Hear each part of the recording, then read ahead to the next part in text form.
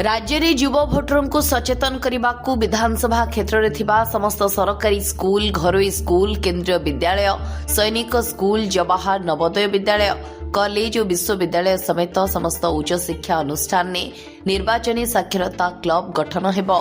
जेउठी पूर्वरु थिला एबे कार्यक्षम नाही सेठरे ताहाको पुनर्गठन कराजिबो। एने समस्त जिला शिक्षा अधिकारी माने विधानसभा निर्वाचन मंडली अनुଯାयी पदक्षेप नेबाकू मुख्य निर्वाचन अधिकारी निर्देश देछन्ति।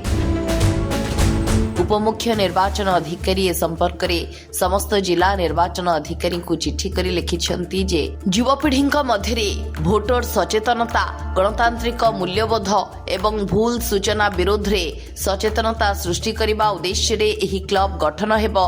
एथिरे नवम रु द्वादश श्रेणीर छात्र छात्री 18 रु 25 वर्षर कॉलेज और विश्वविद्यालय जाउथिबा छात्र छात्री को सामिल करा जिवो।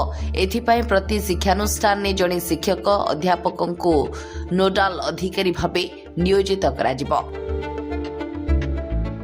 Bureau report SMS city news.